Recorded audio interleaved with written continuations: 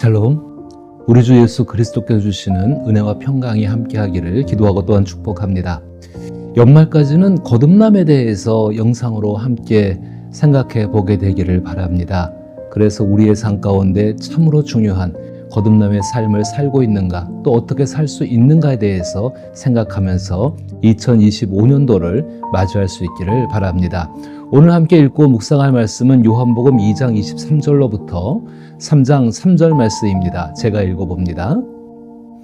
6월절에 예수께서 예루살렘에 계시니 많은 사람이 그의 행하시는 표적을 보고 그의 이름을 믿었으나 예수는 그의 몸을 그들에게 의탁하지 아니하셨으니 이는 친히 모든 사람을 아심이요 또 사람에 대하여 누구의 증언도 받으실 필요가 없었으니 이는 그가 친히 사람의 속에 있는 것을 아셨음이니라. 그런데 바리새인 중에 니고데모라 하는 사람이 있으니 유대인의 지도자라. 그가 밤에 예수께 와서 이르되 랍비여 우리가 당신은 하나님께로부터 오신 선생인 줄 아나이다. 하나님이 함께 하시지 아니하시면 당신이 행하시는 이 표적을 아무도 할 수 없음이니이다. 예수께서 대답하여 이르시되 진실로 진실로 내게 이르노니 사람이 거듭나지 아니하면 하나님의 나라를 볼 수 없느니라. 아멘. 오늘 저는 이 말씀을 누구나 거듭날 수 있다라는 제목을 가지고 생각해 보게 되기를 바랍니다. 우리는 연말연시에 자신이 살아온 시간을 돌아보고 깊이 생각하며 미래를 숙고합니다. 이러한 모습은 연말연시가 삶의 여정 중 하나의 의미 있는 부분임을 감각적으로 느끼기 때문입니다. 사람이 살아가는 삶의 여정은 나그네 길과 같습니다. 누구나 예외 없이 인생의 나그네 길을 지나며 결국 죽음에 이르게 됩니다. 그래서 사람은 삶의 여정에서 의미 있는 시간과 사건을 만나면 지나간 시간들을 되돌아보고 미래를 숙고하며 죽음이 가져다주는 위력 앞에서 조금이라도 벗어나려고 애를 씁니다. 그럼에도 불구하고 죽음의 위력 중 하나인 허무함과 무기력함에 사로잡힐 때가 많습니다. 그런데 우리는 그리스도인입니다. 그리스도인들의 삶의 여정 역시 나그네 길입니다. 그러나 그리스도인들의 삶의 여정은 순례자로서 하나님을 찾고 아는 데 중점을 둡니다.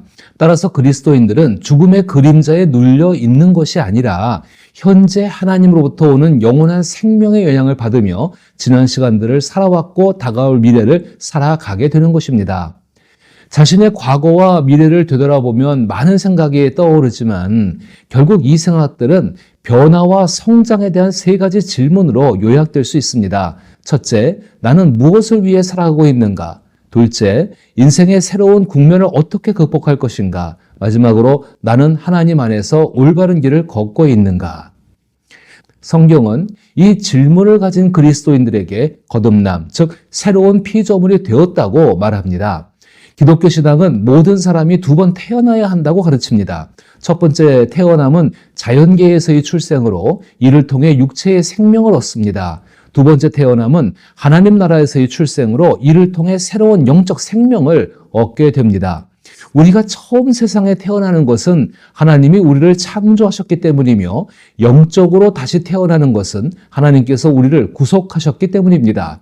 따라서 기독교 신앙의 핵심 가르침은 주 하나님께서 두 번의 출생과 출생으로 얻은 삶 모두의 주인이시라는 것입니다. 따라서 거듭난 사람의 삶은 하나님께 생명을 받은 인간으로 태어난다는 의미를 이해하고 새로 태어난 자신과 다른 사람의 생명을 돌보고 책임지는 것이 무엇인지를 알아가며 또 실천하고 우리 자녀가 두 번째 출생, 즉 거듭남에 이르도록 어떻게 도울 수 있는지를 생각하며 행동에 옮기며 살아가는 것입니다. 이것 속에 중요한 것은 거듭난 나의 삶입니다. 거듭남은 좀 더 나은 사람이 되는 것이 아니라 새 사람이 되는 것입니다. 그런데 성경은 고린도후서 5장 17절에서 그런즉 누구든지 그리스도 안에 있으면 새로운 피조물이라 이전 것은 지나갔으니 보라 새 것이 되었도다라고 이미 새로운 피조물이 되었다고 말씀합니다.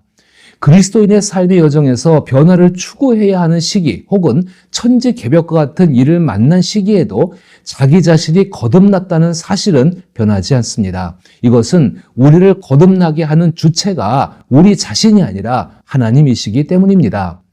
자기 자신이 이 땅에 육체적인 생명을 가지고 태어나는 것에 대해서 관여하거나 선택할 수 있는 사람은 없습니다. 마찬가지로 영적인 출생 역시 자신이 선택하거나 관여할 수는 없는 것입니다. 그런데 이것이 분명한 사실임에도 불구하고 그리스도인들이 거듭남에 대해서 많은 오해를 가지고 있습니다. 이런 경우입니다. 만약 누군가 나에게 거듭난 그리스도인이신가요? 라고 묻는다면 확신 있게 그렇다고 대답하는 경우는 드물 거라고 저는 생각합니다.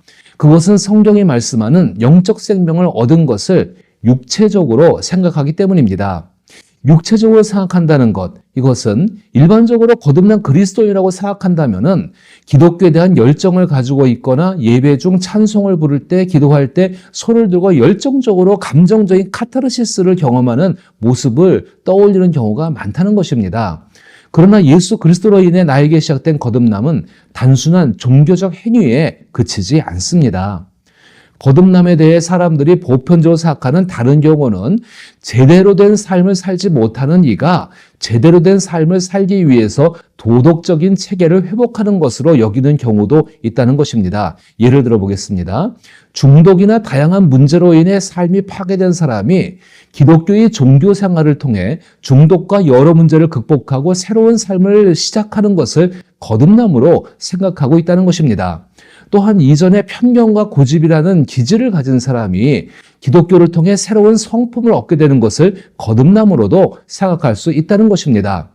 이처럼 사람들이 쉽게 이해하는 거듭남, 하지만 오해인 거듭남을 요약한다면 특정 기질이 변화되거나 특별한 경험으로 인생이 변화되거나 특별한 성향을 가진 사람이 성향이 바뀌는 것 등에 해당된다는 인식에 있다는 것입니다. 아주 더 쉽게 말한다면 깊은 병에 걸린 사람이 건강을 잃고 나서 기적적인 방법으로 건강이 회복된 후 이전과는 다른 삶을 사는 것을 우리는 거듭남이라고 오해하고 있다는 것입니다. 그런데 이런 이야기들은 영적인 새로운 생명을 얻은 단 한 번의 거듭남과는 거리가 먼 이야기들입니다. 오늘 본문에서 예수님은 사람들 가운데 계셨지만 함께 있는 사람들과 자신을 분리하십니다. 제가 다시 요한복음 2장 23절로부터 25절을 읽어보면 6월절에 예수께서 예루살렘에 계시니 많은 사람이 그의 행하시는 표적을 보고 그의 이름을 믿었으나 예수는 그의 몸을 그들에게 의탁하지 아니하셨으니 이는 친히 모든 사람을 아심이요 또 사람에 대하여 누구의 증언도 받으실 필요가 없었으니 이는 그가 친히 사람의 속에 있는 것을 아셨음이니라. 여기서 우리가 알 수 있는 것은 예수께서 사람들과 함께 계셨지만 그 사람들과 자기 자신을 구분하셨다는 것입니다. 하나님의 아들 예수 그리스도만이 하실 수 있는 일이 있었기 때문입니다. 그것은 육체적인 생명을 가진 사람들이 결코 행할 수 없는 일이었습니다. 이러한 배경 속에서 니고데모가 등장을 하게 됩니다. 우리가 잘 알고 있는 예수님과 니고데모의 대화에서 예수님은 거듭남에 대해 누가 거듭나야 하며 거듭남은 어디서 오는지, 거듭남의 결과는 무엇인지, 그리고 어떻게 거듭날 수 있는지를 말씀하십니다. 따라서 우리가 거듭남에 대해 알고자 한다면 육체적으로 이해했던 거듭남에 대한 생각을 먼저 버려야 합니다. 예수님을 찾아온 니고데모는 거듭남을 간절히 소망하는 사람이지만 그가 생각할 수 있는 거듭남은 오직 육체적인 것뿐이었습니다. 성경은 니고데모를 바리새인 중에 니고데모라 하는 사람이 있으니 유대인의 지도자라고 소개합니다.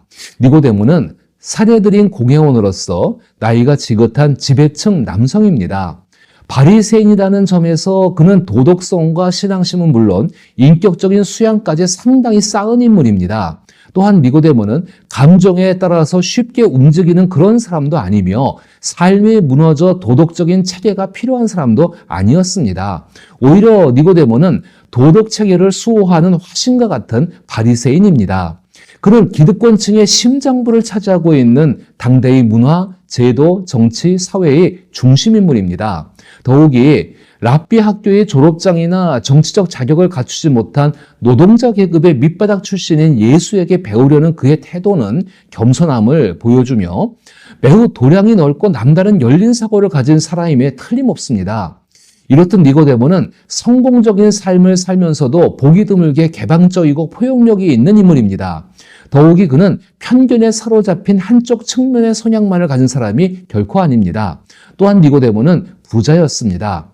정리하면 니고데모는 하나님을 믿는 신앙 안에서 사람들이 부러워하는 또는 닮아가고자 하는 성공적인 삶을 사는 사람이라고 말할 수 있습니다.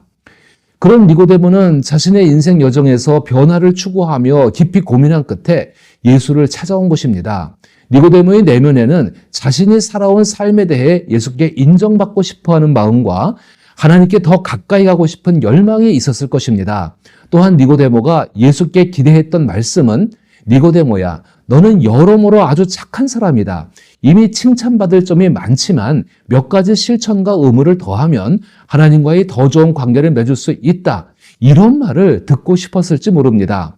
그는 사람에게 존경받고 있는 예수의 말씀을 통해 자신의 과거를 정리하고 미래를 계획하고 싶었던 것입니다.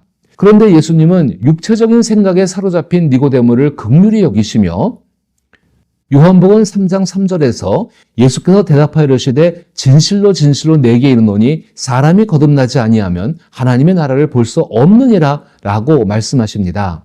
이 말씀의 메시지는 그가 그동안 어떤 행위를 했더라도 실제로 하나님께 조금 더 가까이 가지 못했음을 강조합니다. 그리고 우주의 왕 되신 그 하나님과 관계를 맺으려면 너는 거듭나서 완전히 재창조되어야 한다고 말씀하고 있는 것입니다. 이 말씀의 의미는 체계적인 도덕의 준수와 종교를 통해서는 하나님과 관계를 맺을 수 없다는 것을 나타내시는 것입니다. 니고데모는 도덕과 종교를 통해서 하나님과 관계를 맺으려는 대명사에 해당합니다. 이는 예수께서 도덕과 종교를 통해 하나님과 관계를 맺으려는 모든 시도에 도전하시는 선언입니다. 또한 종교와 도덕을 통해 거듭날 수 있다고 믿는 사람들의 생각을 전복시키시고 도덕과 종교를 통해서 특정한 사람만이 거듭날 수 있다는 오만한 생각을 무너뜨리고 계시는 것입니다. 하나님의 아들 예수께서 인간이 하나님과 스스로 관계를 맺을 수 있다는 그 생각을 하나님이신 예수께서 직접 전복시키고 계시는 것입니다. 그리고 예수님은 거듭남이 행위나 공로에 의한 것이 아니라 누구든지 예수로 인해 거듭날 수 있음을 말씀하십니다. 이 말씀은 니고데모에게 상당한 충격적인 이야기일 수밖에 없습니다. 그러나 니고데모는 예수님을 떠나지 않고 계속해서 말씀을 듣습니다. 자신이 생각했던 신앙과 삶에 대해 하나님께서 헛되다고 말씀하실 때 누구든지 구약 성경의 요나 선지자처럼 자기 자신의 자리를 피하여 죽을 힘을 다해 도망치고 싶을 것입니다. 하나님께서 요나 선지자를 찾아오신 것은 다층적인 의미가 있지만 1차적으로는 요나를 거듭난 사람으로 살아가게 하시기 위한 것이었습니다. 따라서 우리는 신약성경에서 말하는 거듭남과 구약성경의 요나 선지자를 함께 생각해야 합니다. 이 일을 1월 한 달 동안 하고자 합니다. 그렇게 할 때 하나님과 함께 살아가는 순례자의 삶을 통해 우리를 완성하시고 다스리시는 하나님과 동행하게 될 것입니다. 꼭 기억하십시오. 나의 거듭남은 예수 그리스도께서 행하신 것이며 나의 거듭남은 나의 행위와 공로, 허물과 실패로 인해 사라지는 것이 아님을 잊지 마십시오. 그것을 기억하며 2025년도에도 그리스도 예수께서 보내신 성령과 함께 거듭난 자의 삶을 살겠다는 마음의 각오를 새롭게 할 수 있기를 축복합니다.